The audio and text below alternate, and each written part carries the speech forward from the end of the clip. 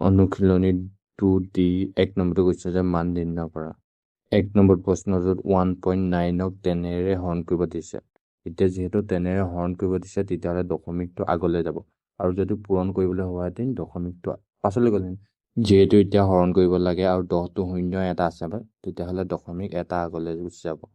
তেতিয়া 1.9ক 10ৰে হৰণ কৰিলে হ'ব 0.19। একেদৰে 2 নম্বৰটোত 24.3ক 10ৰে হৰণ কৰিব দিছে আৰু 10ত শূন্য আছে এটা, তেতিয়াহ'লে দশমিক এটা আগলৈ গুচি যাব। এতিয়া দশমিকটো 4ৰ পাছত আছে, এতিয়া মানে দশমিক এটা আগলৈ গুচি আহিলে হ'ব 2.43। ঠিক একেদৰে 3 নম্বৰটো 179ক 10ৰে হৰণ কৰিব দিছে। আমি জানো যে গোটা সংখ্যাৰ একেবাৰে শেষত থাকে দশমিকটো, যিহেতু এতিয়া 10ত শূন্য এটা আছে মানে দশমিক এটা আগলৈ গুচি যাব। তেতিয়া হ'ব এটা আগলৈ গুচি আহিলে 17.9। একেদৰে 4 নম্বৰটোত 0.6ক 10ৰে হৰণ কৰিছে আৰু 10ত আছে শূন্য এটা মানে দশমিক এটা আগলৈ গুচি যাব। তেতিয়া হ'ব 0.06। আগতে দশমিকটো শূন্যৰ পাছত আছিলে, এতিয়া শূন্যটো আগলৈ লৈ আনিলোঁ। ঠিক একেদৰে 2 নম্বৰটো 0.9ক 100ৰে হৰণ কৰিব দিছে। ঠিক তেনেদৰে 100ৰ শূন্য আছে দুটা মানে দশমিক দুটা আগলৈ গুচি যাব। যিহেতু ইয়াত দশমিকৰ আগত কোনো সংখ্যা নাই, আমি শূন্যৰ সহায় ল'ম। প্ৰথমতে 9টো পাতিলোঁ, দশমিক এটা আগত শূন্য বহালোঁ, তাৰপিছত দুটা বহালোঁ, মানে শূন্য দুটা বহুৱাই তাৰ আগত আমি দশমিকটো দিলোঁ, মানে 0.9ক 100ৰে হৰণ কৰিলে হ'ব 0.009। একেদৰে 9.7ক 100ৰে হৰণ কৰিছে। 100ত শূন্য আছে দুটা মানে দশমিক দুটা আগলৈ গুচি যাব। এতিয়া আমি ইয়াতো সহায় ল'ম। ইয়াত যিহেতু এটা আছে আগত, 97টো পাতিলোঁ, দশমিক এটা আগত, 9টো আগত হ'ব, শূন্যটো আগত পাতি দুটা কৰি দিলোঁ। তেতিয়া হ'ব 9.7ক 100ৰে হৰণ কৰিলে 0.097। ঠিক একেদৰে 3 নম্বৰটো 25.3ক হৰণ কৰিছে 100ৰে, আৰু 100টো শূন্য আছে দুটা মানে দশমিক দুটা আগত যাব। দুটা আগত ইয়াত পাতিব পৰা হ'ব, দুটা আগত গ'লে হ'ব 0.253। ঠিক একেদৰে 4 নম্বৰটো 679.4ক হৰণ কৰিছে 100ৰে, আৰু 100টো শূন্য দুটা আছে মানে দশমিক দুটা আগলৈ গুচি যাব। দুটা আগত দশমিক গুচি গ'লে মানে 7টো আগত বহিব। এতিয়া উত্তৰটো হ'ব 6.794। C2 দিছে 1.4ক 1000ৰে হৰণ কৰিবলৈ, আৰু 1000ত শূন্য আছে তিনিটা মানে দশমিক তিনিটা আগলৈ যাব। এতিয়া আমি শূন্য সহায় লৈ দশমিক তিনিটা আগলৈ দিম। এতিয়া এটা আগত দুটা আগত মানে তিনিটা আগত, তাৰ আগত আমি কি দিম, দশমিক দিম। 4টো আগত তিনিটা শূন্য বহুৱাই তাৰ আগত আমি দশমিক দিলোঁ, মানে 0.4ক 1000ৰে হৰণ কৰিলে হ'ব 0.0004। এতিয়া 2 নম্বৰটো 6.9ক 1000ৰে হৰণ কৰিব লাগে। 1000 শূন্য আছে তিনিটা মানে দশমিক তিনিটা আগত যাব। এতিয়া 6টো আগত এটা শূন্য এটা দুটা আৰু এটা শূন্য তিনিটা বহুৱাই তাৰ আগত দশমিকটো দিলোঁ। একেদৰে 3 নম্বৰটো 56.2ক 1000ৰে হৰণ কৰিলে 1000 শূন্য আছে তিনিটা মানে দশমিক তিনিটা আগত যাব। তিনিটা আগত গ'লে হ'ব 6টো এটা 5টো দুটা আৰু এটা শূন্য বহুৱাই আমি তিনিটা আগত কি কৰিলোঁ, দশমিক বহুৱাই দিলোঁ। 4 নম্বৰটো 715.5ক 100ৰে হৰণ কৰিছে, আৰু 100টো শূন্য দুটা আছে মানে দশমিক দুটা আগলৈ গ'লে হ'ব 7.155, মানে 5টো এটা 1টো এটা দুটা আগত বহুৱাই দিলোঁ। 2 নম্বৰখিনি দিছে হৰণ কৰা। 1 নম্বৰটো দিছে 0.6ক 3ৰে হৰণ কৰিবলৈ। এতিয়া আমি অংকটো পাতি লওঁ, 0.6ক 3ৰে হৰণ কৰোঁ। এতিয়া ইয়াত দশমিক নাই ভাবি আমি প্ৰথমতে 6ক 3ৰে হৰণ কৰি লওঁ। এতিয়া দশমিক নাই ভাবিম, 0.6ত 6 আছে বুলি ভাবিম। এতিয়া 6ক 3ৰে বাৰ দিব দুবাৰ, তেতিয়াহ'লে দশমিক এটা আগত আছে, সেইকাৰণে আমি দশমিকটো এটা আগত দি দিছোঁ। এইটোৱে হ'ব ইয়াৰ উত্তৰ। একেদৰে 2 নম্বৰটো 0.45ক 5ৰে হৰণ কৰিব দিছোঁ। এতিয়া অংকটো পাতি লৈছোঁ, 0.45 হৰণ 5। এতিয়া দশমিক নাই ভাবি আমি 45ক 5ৰে হৰণ কৰিম। এতিয়া যিহেতু দশমিক নাই ভাবিলে 45ক 5ৰে যাব 9 বাৰ। এতিয়া আমি অংকটোত দশমিক দুটা আগত দেখিছোঁ, সেইকাৰণে আমি দশমিক দুটা আগত দিম। 9টো এটা শূন্য এটা বহাই দুটা তাৰ আগত দশমিক দিম, মানে 0.45ক 5ৰে হৰণ কৰিলে হ'ব 0.09। একেদৰে 3 নম্বৰটো 2.64ক 4ৰে হৰণ কৰিব লাগে। আমি অংকটো প্ৰথমতে পাতি লৈছোঁ। এতিয়া আমি দশমিক নাই ভাবি 264ক আমি 4ৰে হৰণ কৰিম।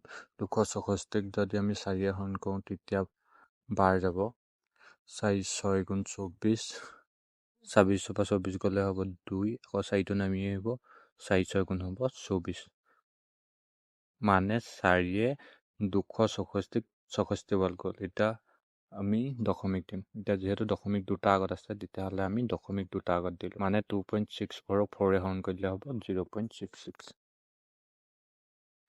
একেদৰে 4 নম্বৰটোত 39.95 হৰণ কৰিব লাগে 17। এতিয়া আমি প্ৰথমতে অংকটো পাতি ল'ম। 39.95 হৰণ 17। এতিয়া দশমিক নাই ভাবি আমি কি কৰি ল'ম 3995 হৰণ কৰিম মানে দশমিক নাই ভাবি। এতিয়া 17 হৰণ কৰিম। 17 প্ৰথমে 39 দুবাৰ যাব 17 2 যা হ'ব 34। এতিয়া 39 পৰা 34 গ'লে থাকিব 5 আৰু ওপৰৰ পৰা 9টো নমাই দিম। এতিয়া ঠিক তেনেদৰে 17 যাব 3 বাৰ 17 3 যা হ'ব 51।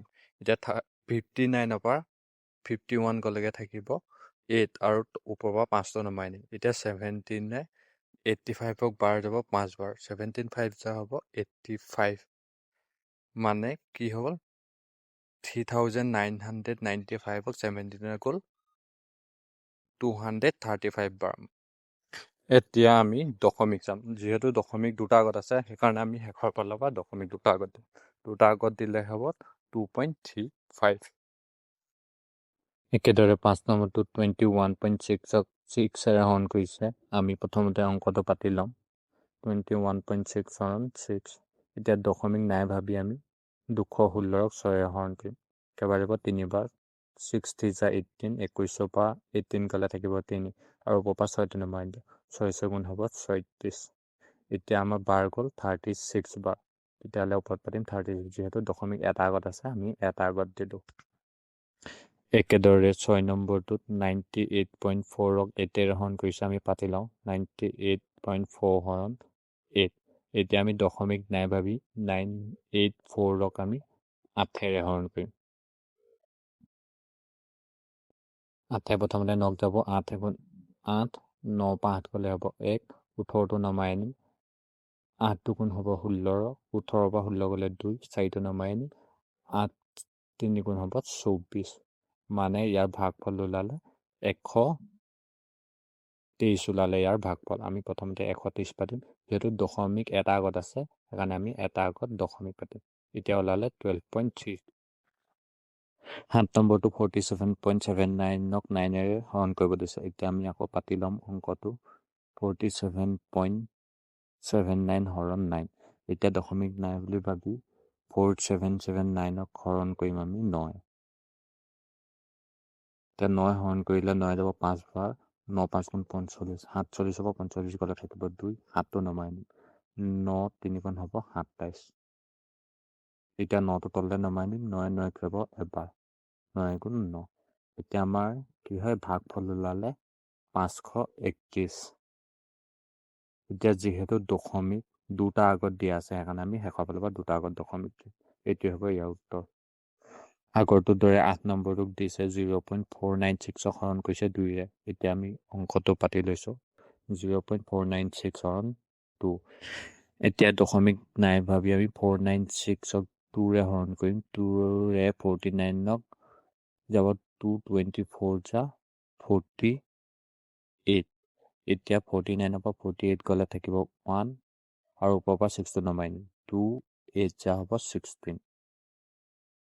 তেতিয়াহ'লে ইয়াত ভাগফল ওলালে 248 248।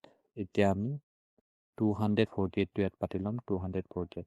যিহেতু ইয়াত দশমিক তিনিটা আগত আছে সেইকাৰণে আমি দশমিকটো তিনিটা আগত দিম। এইটো হ'ব ইয়াৰ উত্তৰ।